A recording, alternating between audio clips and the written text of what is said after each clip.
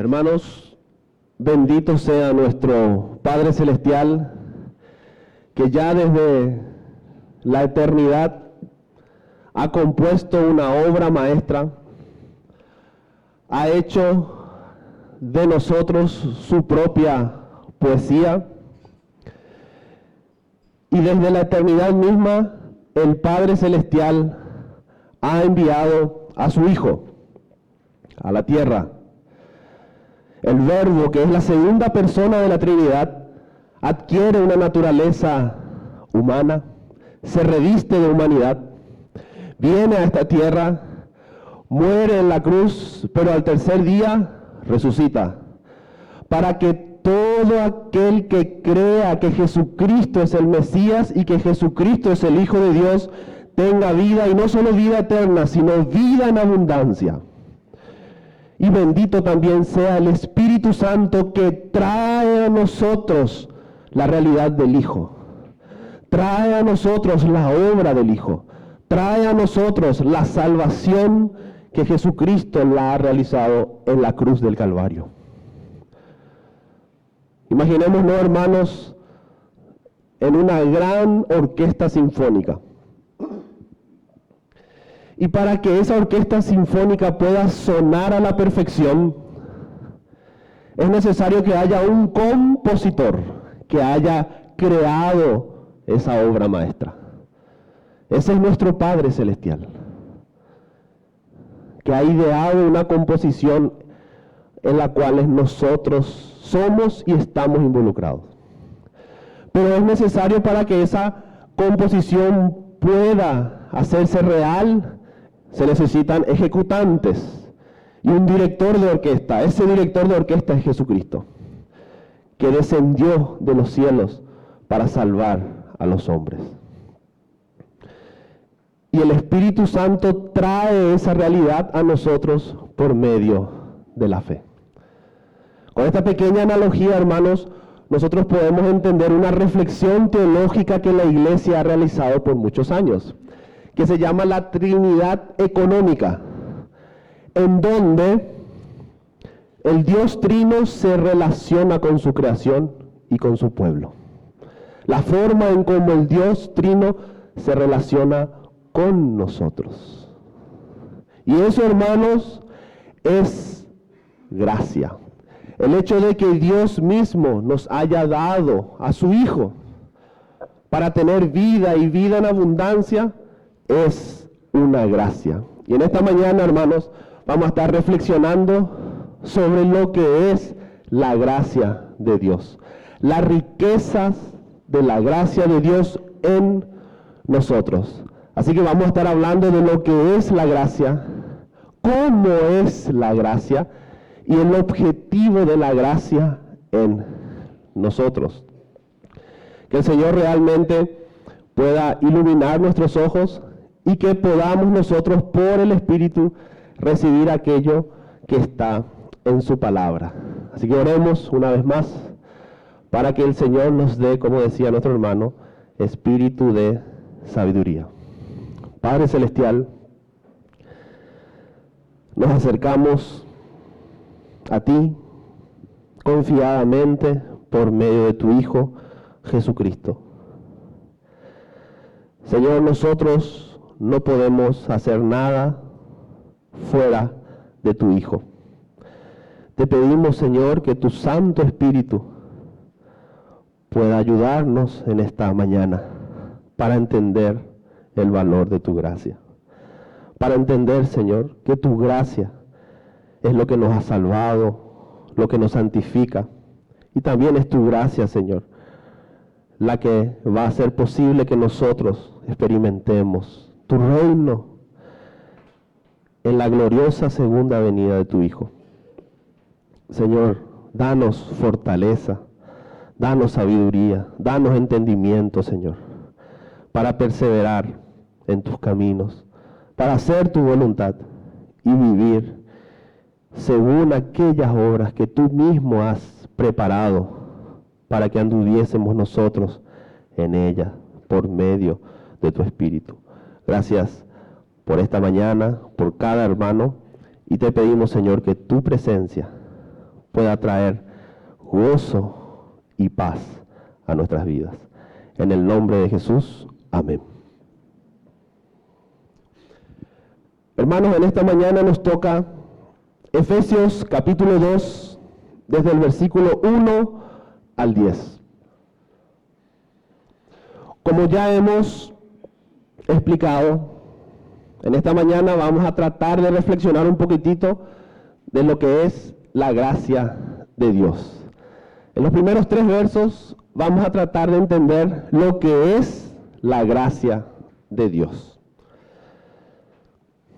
Del verso 4, podríamos decir hasta el 6, vamos a ver cómo es la gracia de Dios.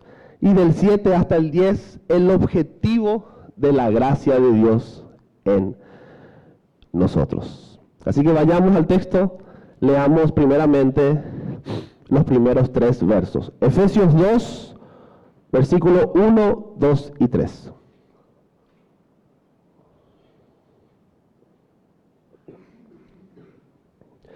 Dice la palabra: y Él os dio vida a vosotros, cuando estabais muertos en vuestros delitos y pecados, en los cuales anduvisteis en otro tiempo, siguiendo la corriente de este mundo, conforme al príncipe de la potestad del aire, el espíritu que ahora opera en los hijos de desobediencia, entre los cuales también todos nosotros vivimos en otro tiempo en los deseos de nuestra carne, haciendo la voluntad de la carne y de los pensamientos, y éramos por naturaleza hijos de ira, lo mismo que los demás.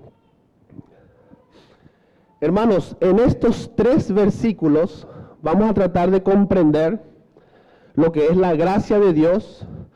Para comprender la gracia de Dios, evidentemente debemos entender la condición natural y pecaminosa del hombre.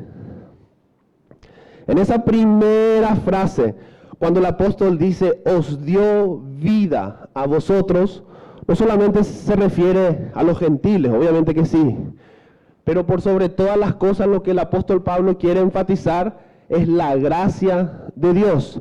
Y esta es la gracia de Dios, que nosotros que estábamos muertos en delitos y pecados, que estábamos en el reino de las tinieblas, Él vino y nos dio vida. Jesucristo, que es el Cordero de Dios, Jesucristo que murió y al tercer día resucitó, para que todo aquel que en Él crea no se pierda, mas tenga vida eterna. Dios, que es totalmente eterno, desciende a la historia para que nosotros, que sí somos de la historia, vayamos a la eternidad por la gracia de Dios. En su corazón estaba salvarnos a nosotros. Esa es la gracia de Dios.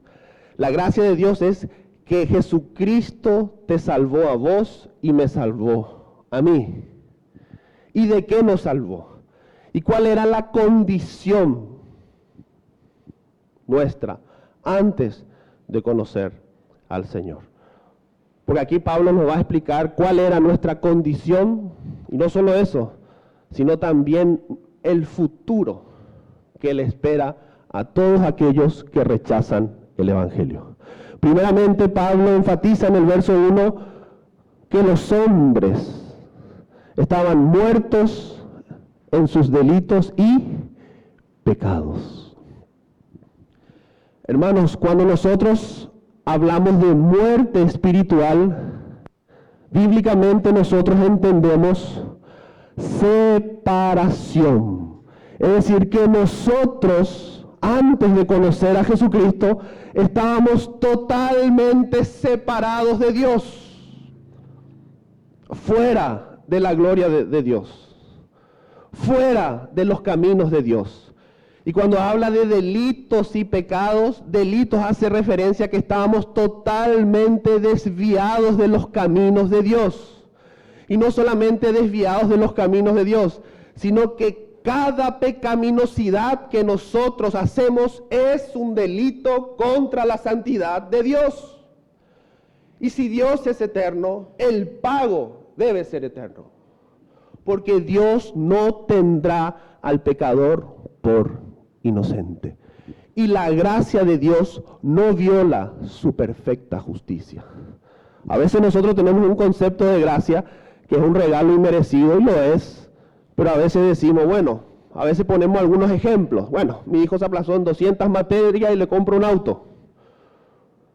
Bueno, es un regalo inmerecido, pero es injusto. ¿Cómo le va a regalar un auto a alguien que se aplazó?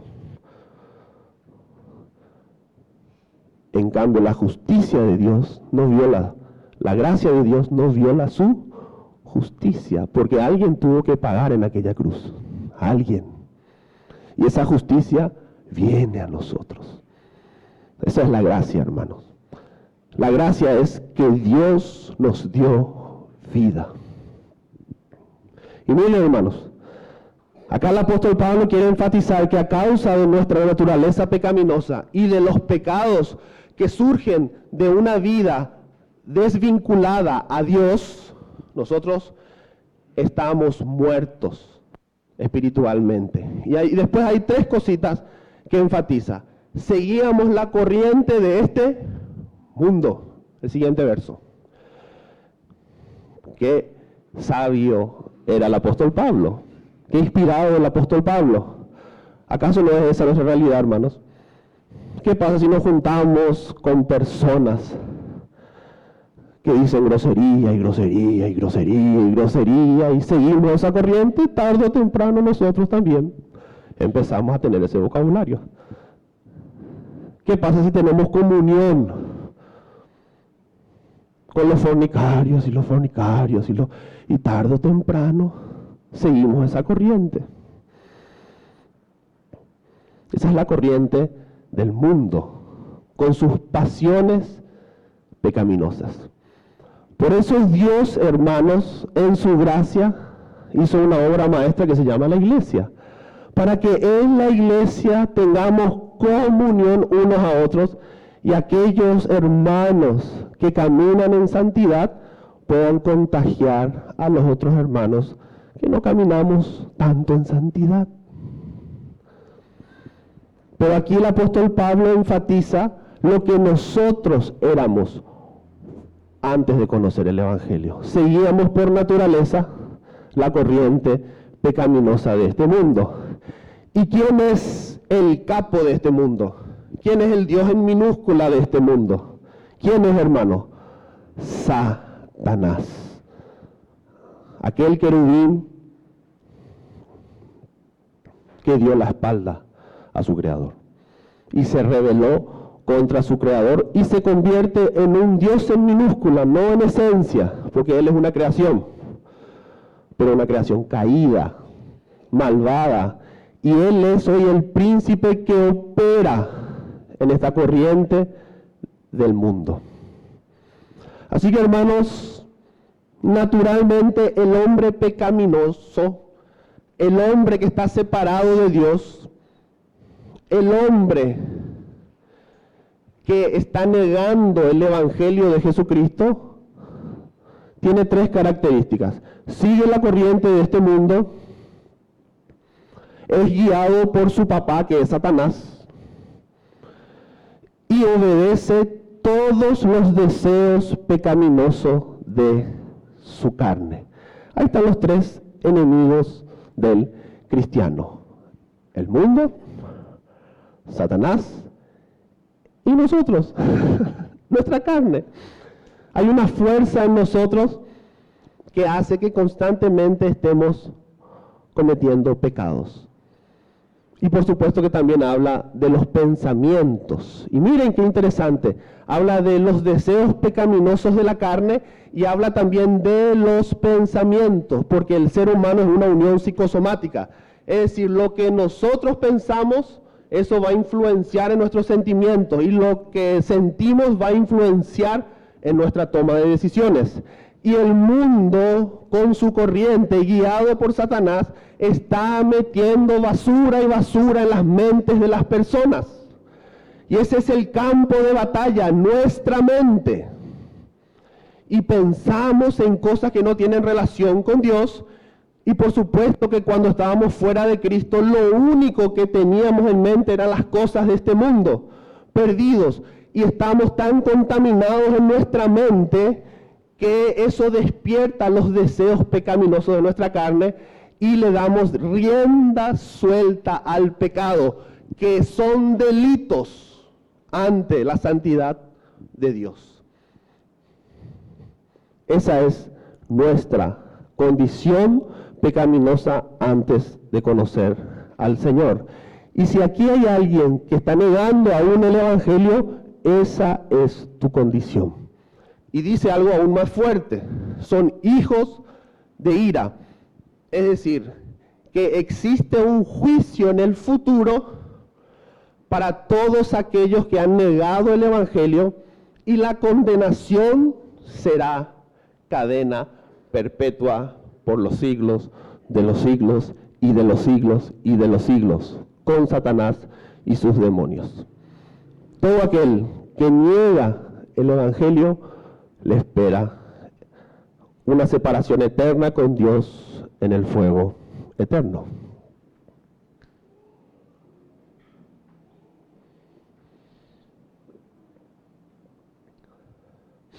Hijos de ira, hijos de desobediencia. Y esa era nuestra condición antes de recibir el Evangelio. Hermanos, el apóstol Pablo trata de enfatizar lo grave del mundo, el peligro, lo peligroso que es Satanás y lo peligroso que es nuestra carne. Si nosotros rechazamos el Evangelio, evidentemente el mundo será nuestro amigo, Satanás será nuestro padre y nosotros mismos seremos nuestro propio Dios, dando rienda suelta a toda pecaminosidad.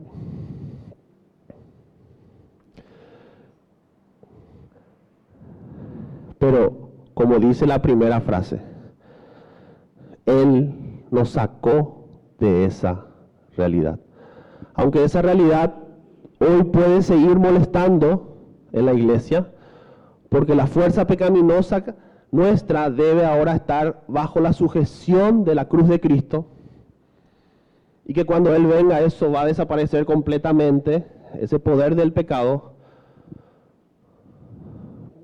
Pero hoy, hermanos, no solamente el mundo está siendo guiado bajo esta corriente, sino que nosotros corremos el riesgo de ser todavía influenciados por estas corrientes. Que el Señor nos dé poder y gracia para combatir la buena batalla. Amén. Así que la gracia de Dios consiste en que cuando nosotros estábamos muertos en delitos y pecados, Él nos dio vida. Del reino de las tinieblas nos llevó al reino de la luz. De la muerte nos dio vida. Y en esto consiste su gracia, en que nosotros, que merecíamos la muerte eterna, por gracia, por un regalo, Él nos salvó. Amén. Así que eso es gracia, hermanos. La gracia es que Cristo vino a esta tierra, murió y resucitó y nos salvó. Y todo aquel que en Él cree no está perdido, mas tiene vida eterna. Avancemos. Vayamos ahora del verso 4 al 6. Aquí vamos a entender cómo es la gracia de Dios. Pero Dios, que es rico en misericordia, por su gran amor con que nos amó, aun estando nosotros muertos en pecado, nos dio vida juntamente con Cristo. Y justamente con Él nos resucitó y asimismo nos hizo sentar en los lugares celestiales con Cristo Jesús. Miren, hermanos, en esta porción nosotros vamos a ver cómo es la gracia de Dios. Y el verso 4 empieza con un pero. Siempre yo suelo decir, es un pero glorioso. Y aquí vamos viendo que la gracia de Dios es misericordiosa, la gracia de Dios es amorosa y la gracia de Dios es bondadosa. Eso significa que Dios es un Dios de amor, que es un Dios de misericordia y que Él es la bondad misma. Y aunque nosotros podamos identificar los atributos de Dios en forma separada, podríamos decir que todos esos atributos son como un solo gran atributo, la simplicidad de Dios. Y de esa forma nosotros vamos entendiendo que la gracia de Dios es amorosa y el amor de Dios es bondadoso y la bondad de Dios es misericordiosa y la misericordia de Dios es justicia y la justicia de Dios es amorosa y así. Aunque podamos identificarlos por separado, como que todo es la suma de algo único. Dios es, por eso se dice Dios es amor. Y fue su amor el que impulsó para mandar a Jesucristo para salvar a nosotros los pecadores. Y hay tres características que quiero resaltar aquí, en la gracia de Dios, que podrían ser como aplicaciones. Dice, primeramente dice que nos dio vida. Ahora vamos a repetir, nos dio, aleluya. La gracia de Dios nos dio vida. Segunda cosa, dice que nos dio resurrección. Así como Cristo resucitó, esa resurrección también es nuestra resurrección.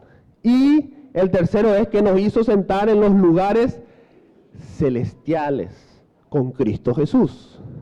Entonces acá nosotros vemos primeramente la victoria de Cristo. Cristo en la resurrección tuvo vida, Cristo en la resurrección resucitó con un cuerpo glorificado y después ascendió a los lugares celestiales. Y el Espíritu Santo, hermanos, el Espíritu Santo cuando da vida al creyente, esa obra de Jesucristo la trae a cada cristiano. Es decir, que cada cristiano está vivo, cada cristiano tiene la resurrección y cada cristiano está sentado en los lugares celestiales con Cristo Jesús. En su segunda venida gloriosa eso se va a manifestar, pero espiritualmente esto ya es una realidad en la iglesia. Así que, hermanos, estas tres características que el apóstol Pablo quiere mostrarnos están vinculadas a las otras características que él primeramente dio en los versículos anteriores. Primero dice, nos dio vida. Y por supuesto, ¿por qué nos dio vida? Porque estábamos muertos, separados. Entonces ese dar vida es que ahora tú y yo y la iglesia ahora tenemos comunión con Dios. Ya no estamos separados de Dios, estamos unidos a Dios.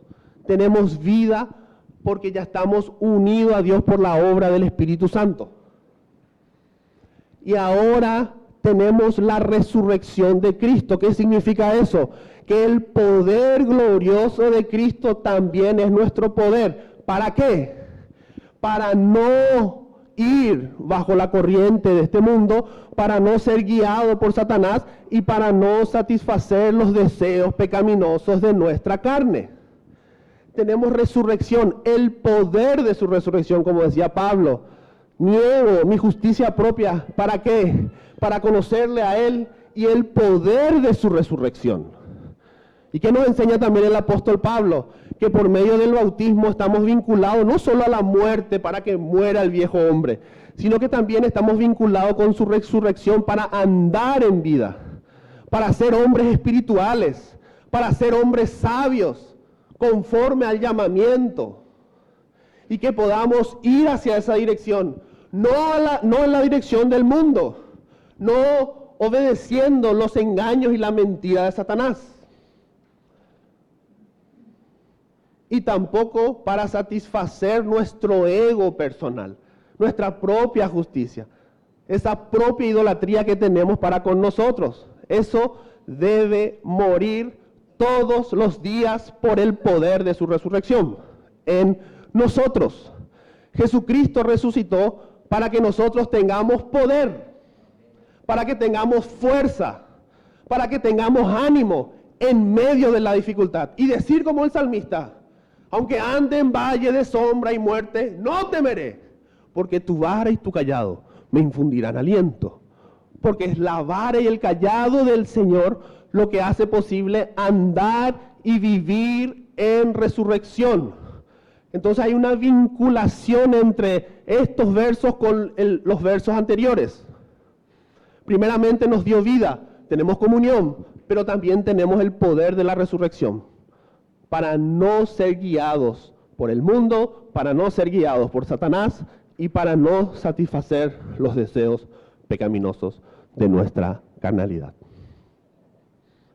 Y termina con algo glorioso para seguir avanzando. ¿Nos hizo? ¿Qué dice? ¿Nos hizo? ¿Dónde? ¿En la esquina? ¿Con los borrachos? ¿Dónde? Ay, qué maravilla, hermano. ¿Qué significa eso? Hoy. ¿Qué significa eso hoy? Pues cuando el Señor se manifieste vamos a juzgar a los ángeles. Pero hoy, ¿qué significa? Está relacionado con los pensamientos del versículo anterior. Hermanos, cuando el rey se sienta en su silla, ¿en qué piensa? ¿En qué va a comer? ¿En qué piensa? En su reino. ¿Qué dice Pablo? Poned la mirada, ¿dónde? Allá en los cielos, y no en las cosas de esta tierra, no en el mundo. Así que, hermanos, nuestra mente debe estar llena de las promesas de Dios, de la palabra de Dios y del reino de Dios. Debe estar llena. ¿Por qué? Porque estamos sentados en los lugares celestiales.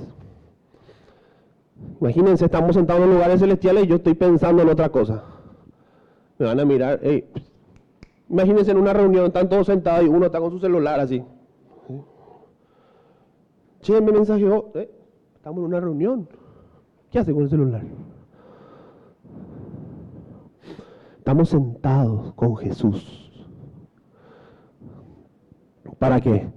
Para que empecemos a entender con nuestra mente su glorioso evangelio y su plan eterno.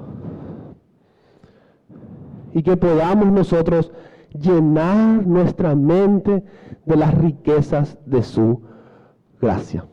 Así que estas características, hermanos, tienen como objetivo que nosotros primeramente tengamos comunión con Dios, que tengamos poder para no ir a la corriente de este mundo, para no obedecer o resistir, mejor dicho, las acechanzas de Satanás, y para no satisfacer los deseos pecaminosos de nuestra carne. ¿Dónde está la victoria?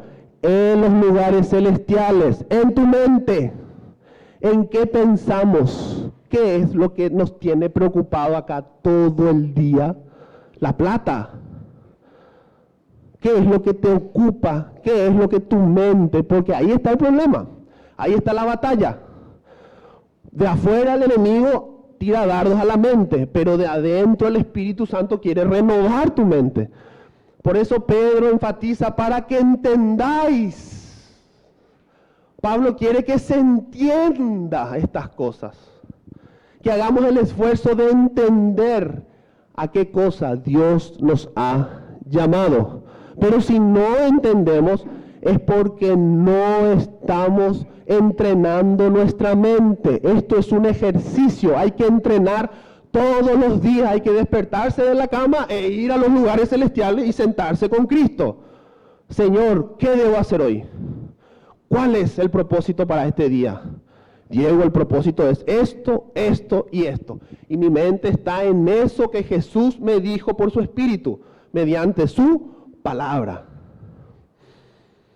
Hermanos, estamos sentados en esos lugares, no para ser Superman, sino para ser sencillos y humildes, para que haya en nosotros el sentir que hubo en ese que está sentado en el trono, que siendo Dios se hace semejante a los hombres y se hace obediente y obediente hasta la cruz. Y qué misterio tan grande, que Cristo cuando se humilla, vence a Satanás. Así que hermanos, gloriémonos de aquellas debilidades para que el Espíritu de Dios en Cristo Jesús repose en nosotros. Eso es estar sentado en los lugares celestiales. Tenemos una posición donde el pecado ya fue vencido. El mundo ya fue vencido. Y nuestra carne ya fue crucificada. ¿Para qué? Para que ahora nosotros empecemos a entrenar nuestra mente en cuestiones relacionadas al reino de Dios. Amén. Así que ahí vimos, hermanos, cómo es la gracia de Dios y esas aplicaciones para nuestra vida. Y todo esto, hermanos, es solamente y exclusivamente por gracia. Así que por gracia fuimos justificados y por gracia estamos siendo santificados. Avancemos, ya para ir terminando. Del 7 hasta el 10 vamos a leer. Para mostrar en los siglos venideros las abundantes riquezas de su gracia, de su bondad para con nosotros en Cristo Jesús. Porque por gracia sois salvos por medio de la fe. Y esto no de vosotros, pues es don de Dios, no por obras para que nadie se gloríe, porque somos hechura suya, creados en Cristo Jesús para buenas obras, las cuales Dios preparó de antemano para que anduviésemos en ellas. Entonces aquí vamos a ver el propósito final o el objetivo de la gracia en nosotros. Primeramente vimos lo que es la gracia. La gracia es que Dios nos salvó cuando estábamos muertos en delitos y pecados. Y ahora no solamente nos salvó y nos justificó, sino que ahora también esa gracia trae en nosotros la vida del Espíritu, y al traer al Espíritu, trae también al Padre y al Hijo, lo que se conoce como Trinidad inmanente, donde está el Espíritu, está el Hijo y está el Padre. Son inseparables. Así que, hermanos, nosotros ahora tenemos comunión con Dios y tenemos poder por la resurrección de Cristo para vencer al pecado. Pero no solo eso, sino que esa gracia tiene como objetivo final mostrar en los siglos venideros las abundantes riquezas de la gracia de Dios. Y la iglesia va a ser tomada como ejemplo para que todos vean la gracia de Dios y la obra maestra de nuestro Padre Celestial. Ese es el objetivo, la alabanza de su gracia y de su gloriosa gracia. Así que Dios está haciendo una obra maestra en cada cristiano. Y el famoso versículo dice, porque por gracia sois salvos por medio de la fe, y esto no de vosotros, pues es don de Dios, no por obras, para que nadie se gloríe. ¿Van viendo hacia dónde tiene que apuntar la gloria? Hacia Él, no hacia nosotros.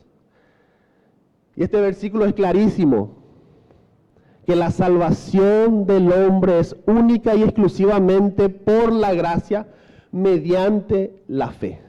Hermanos, Dios mandó a su Hijo para morir y resucitar al tercer día, para que el Espíritu nos muestre y nos convenza de nuestra condición.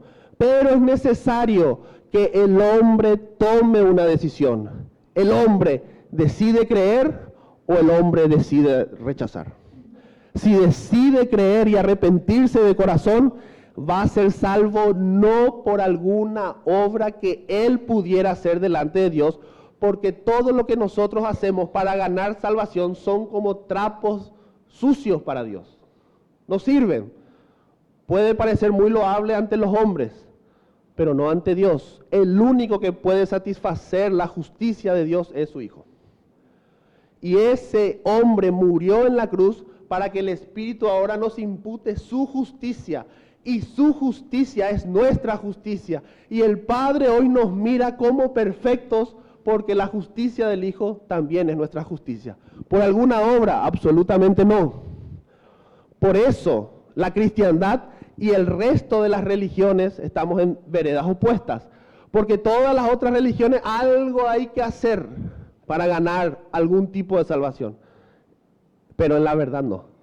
Hay alguien que ya hizo. Ese es Jesucristo. Así que si realmente creemos en ese hombre, somos completamente justificados ante el Padre. No por alguna obra, sino única y exclusivamente por los méritos de Jesucristo. Y termina diciendo que somos la obra maestra de Dios, o la poesía de Dios también se suele traducir. Es decir, hermanos, que Dios nos da su gracia a nosotros, primeramente para salvarnos, para llevarnos de muerte a vida. Con esa gracia ahora yo puedo alabar, con esa gracia ahora yo puedo tener comunión, con esa gracia ahora yo vengo a la iglesia para adorar a Dios con mis hermanos. Con esa gracia Dios nos da el poder de la resurrección de Cristo para vencer al mundo, para resistir al diablo y también para no dar rienda suelta a nuestra carne pecaminosa.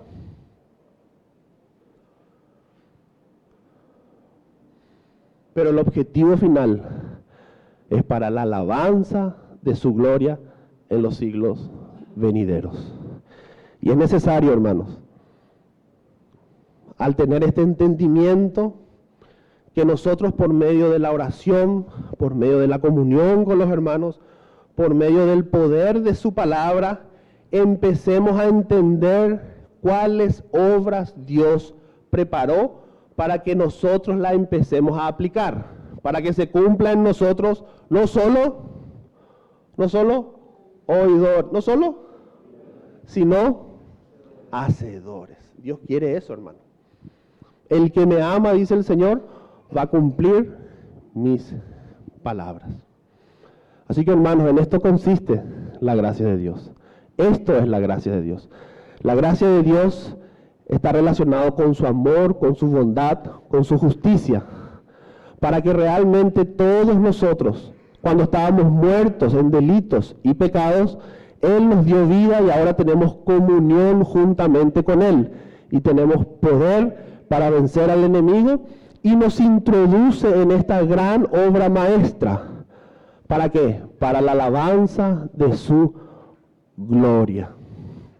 Y que realmente el Espíritu Santo vaya despertando en cada uno de nosotros dones y ministerios, bajo el calor del Espíritu Santo. Y que realmente nosotros podamos entender cuáles son las capacidades que Dios nos ha dado, porque eso hay que cultivarlo. Primeramente, debe ser agradable para Dios, debe ser agradable también para mí y para los hermanos. Una de las formas que yo a veces digo es, ¿cuál es mi don? Y bueno, y a veces podemos entender, ¿hay algo que te gusta hacer? Sí. ¿Eso que haces va a traer beneficio a los hermanos? Y creo que sí. ¿Y eso que haces le gusta a los hermanos? Creo que sí. Entonces, creo que puede ir por ahí. Porque a veces podemos hacer cosas que a nosotros nos gustan, pero que la iglesia capaz no está aprobando tanto. Entonces tiene que haber una relación entre el individuo en la iglesia. Porque la obra maestra está en plural. Es decir, la obra maestra del Padre es la iglesia. Y en la iglesia, bajo el poder de la gracia, como decía un pastor, no hay excusas para no servir a Dios. No hay excusa. Debemos arrepentirnos,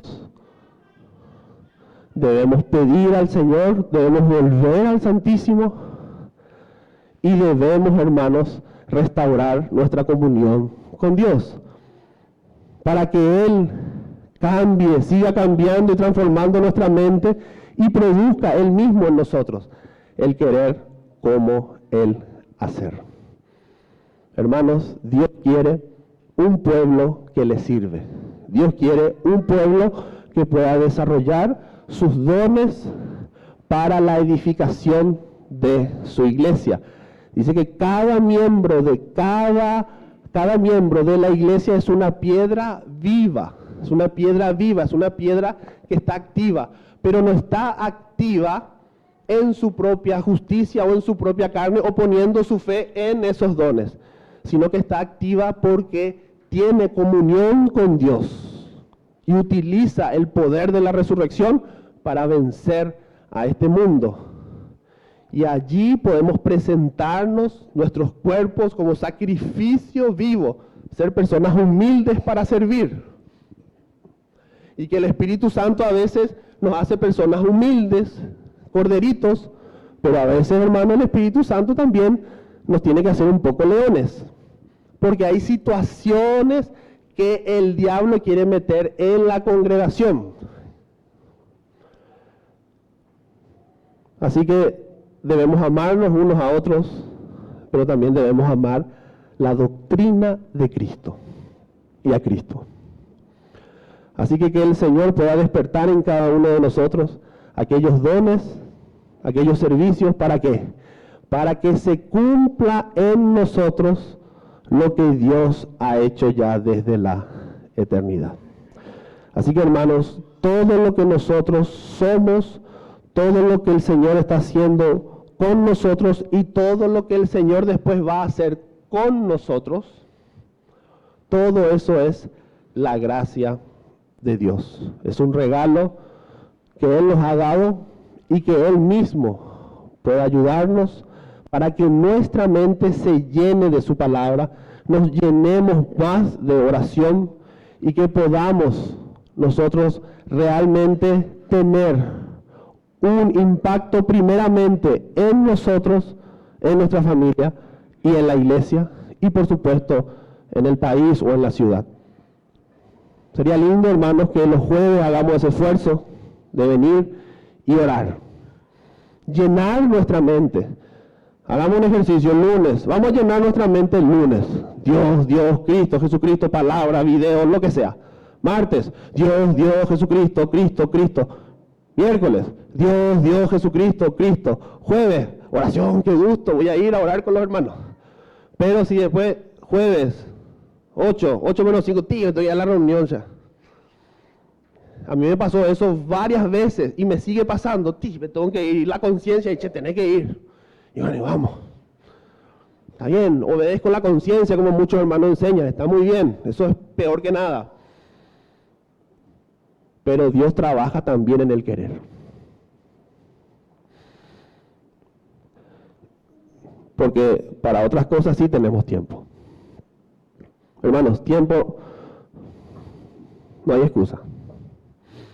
¿Saben qué es lo que falta? Ganas. Faltan ganas. A mí primeramente. Las reuniones que más me cuestan, la oración. A veces quiero proponer cosas, che, ¿y si hacemos cada 6 años la reunión? Así descansamos un poco. ¿Descansar de qué? Claro que hay que descansar. Claro que hay que descansar. Una vez al día hay que desconectarse. Una vez a la semana hay que desconectarse. Claro que sí. Pero a veces, miren hermanos, la voluntad del hombre está totalmente influenciada por lo que él siente. Si a mí me gusta algo, lo voy a hacer. Y la emoción está totalmente influenciada por la mente. Entonces, si yo consumo, por ejemplo, música y guitarra, cuando yo vea músicos y guitarristas, se me va a iluminar los ojos. Y voy a querer estar con ellos. Y después le tengo que decir, me tengo que ir a la oración. Pero si yo me ejercito en llenarme de Dios todos los días, el Señor va a trabajar en el querer. Porque eso dice su palabra, que Él trabaja en el querer y en el hacer. ¿Estamos cansados? Por supuesto que estamos cansados. Hermano, fin de año es lo más difícil. Llega Navidad, llega Año Nuevo, llegan los problemas, las deudas, todo es muy cargoso. Pero en medio de las dificultades, hagamos un tiempito, hermanos. Y le doy Una pequeña aplicación y con eso terminamos. Si somos de no orar nunca, empezá 2 minutos y descansa. Después de 6 horas, otros 2 minutos. Y después, antes de dormir, 2 minutos. Y después de esos 2 minutos, que se conviertan en 3 horas con el tiempo. Porque somos seres humanos que nos vamos creando hábitos. Y las malas compañías, que dice la palabra, corrompen los buenos hábitos. Vayamos creando el hábito de la oración. Me lo digo a mí primeramente. Vayamos creando el hábito, pero hagámoslo progresivamente. Pero tenemos que hacer. Ahora, si no sos cristiano, no hace falta. Necesitas otra cosa. Pero si ya el Señor te dio su vida, si ya el Señor te dio la resurrección de Cristo, y si ya el Señor te hizo sentar en los lugares celestiales por la sola fe en Cristo Jesús, no hay excusa. Hoy no hay excusa para nosotros, porque ya conocemos esta porción. Y vamos a rendir cuenta al Señor por lo que estamos aprendiendo. No debemos hacer las cosas forzadamente, pero sí debemos forzar nuestra mente para después hacer las cosas guiadas por el Espíritu. Nuestra mente, hermano, que entendamos a qué cosa Dios nos ha llamado. Porque tampoco nos es hacer las cosas en la carne, hay que hacer las cosas en el Espíritu. Pero para ser espirituales hay que entender. Pablo, Pedro, Juan, para que entendáis, para que sepáis, para que entender qué es lo que Dios quiere para tu vida, y para eso es necesario tener comunión con Él. Así que ejercitemos nuestra mente, el campo de batalla, para no ser guiados por la corriente de este mundo, sino ser guiados por el Espíritu Santo. Pablo dice que los hijos de Dios son guiados por el Espíritu de Dios. Y dice también que el Espíritu de Dios da testimonio a nuestro espíritu que somos hijos de Dios. Todo lo hemos recibido por gracia, y todo lo que hacemos también lo damos por gracia. Amén. Que Dios le bendiga, hermano.